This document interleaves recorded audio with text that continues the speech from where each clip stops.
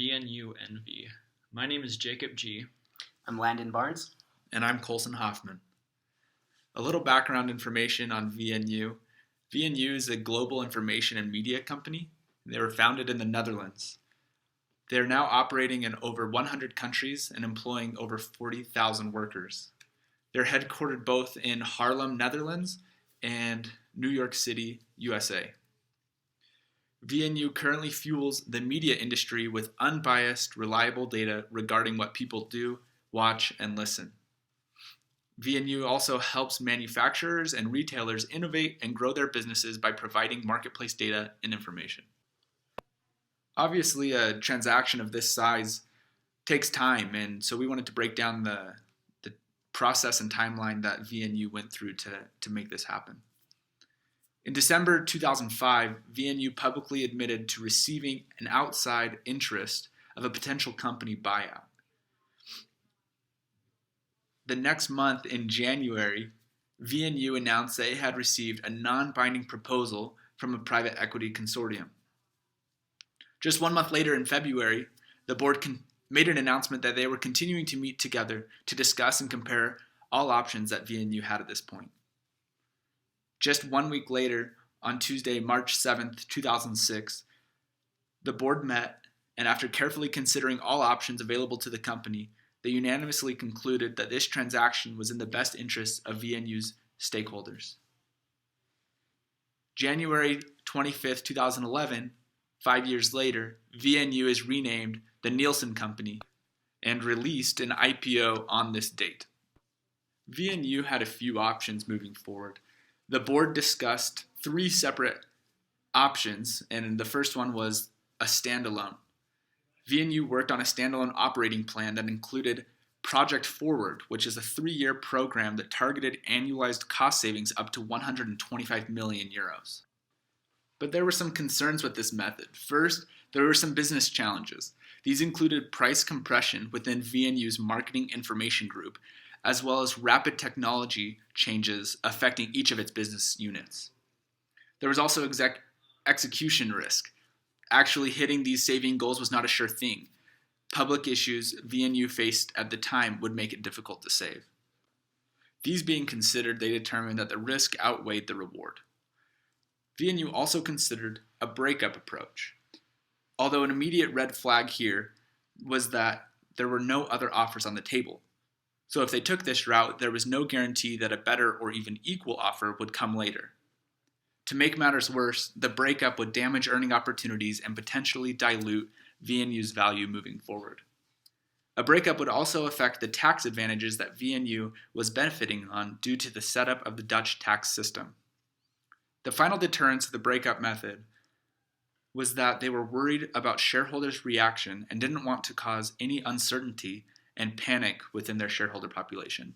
After taking into account the opportunities and risks as a standalone company, as well as the breakup approach, the supervisory and executive boards came to the conclusion that the offer by the private equity consortium is in the best interest of shareholders, clients, and employees. They felt that new ownership created new opportunities, as well as being able to increase their flexibility to invest and grow through private ownership. Overall, they were confident that in order to maximize shareholder value, they needed to go through with this LBO transaction. The participants in this LBO transaction were Alp Invest Partners NV, which is the largest private equity investor in Europe. The rest were from America, and they are the Blackstone Group LP, the Carlyle Group, Thomas H. Lee Partners LP, Kohlberg, Kravis, and Roberts Co., and Hellman and Friedman LLC. These private equity firms formed a group to buy VNU called Valcon Acquisition. Each company had financial advisors for this deal. VNU's financial advisors were Credit Suisse, Evercore Partners, N.M. Rothschild & Sons. Valcon Financial's advisors were J.P. Morgan, ABN AMRO Bank, Deutsche Bank, Citigroup, and ING. Because this was an international deal, they needed legal advisors from the United States and Europe. VNU's legal advisors were Simon Thatcher and Bartlett LLP, and De Brouw, Blackstone, Westbrook, NV. Valcon's legal advisors were Latham and Watkins LLP and Clifford Chance LLP. This buyout was made possible by uncertainty in the company after it had lost a bid to acquire IMS Health, leaving them uncertain of their future, and they began to try to push out their CEO. This made them become a prime candidate for buyout. When Valcon Acquisitions proposed the buyout to the board and financial advisors, it was voted unanimously to accept Valcon's public offering. The offer was conditioned on 95% of common and preferred stockholders to tender their shares. On the 3rd of April 2006, this requirement was met, and they delisted their stock from the stock exchange and became a privatized company.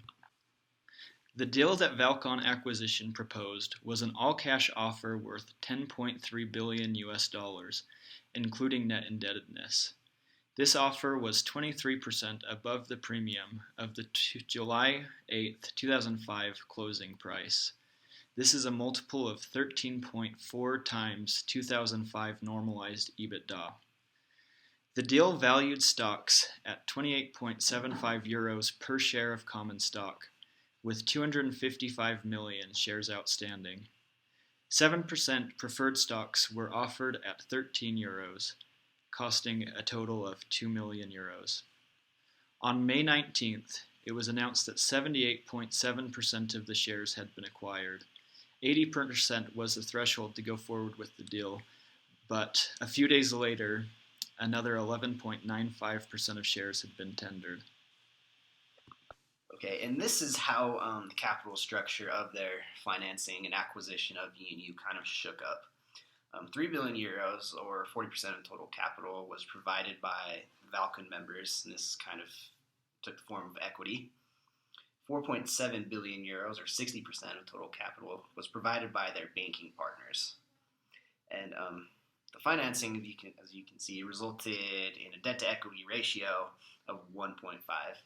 However, since this deal was so large and they were already buying the company at such a premium, the leverage multiplier ended up being approximately 8, which was pretty high if you compare that to other LBOs that were happening at that time.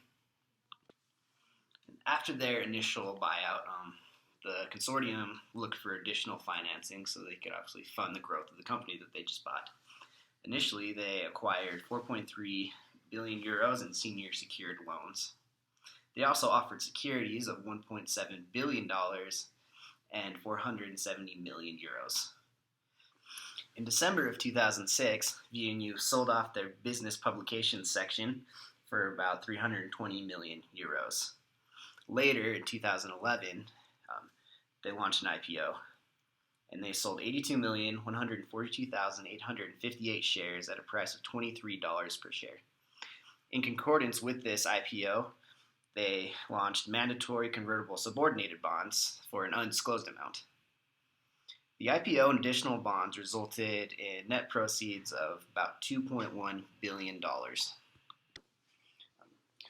What else has happened since the initial LBO is that, as was mentioned before, they changed their names to the Nelson Holding Company.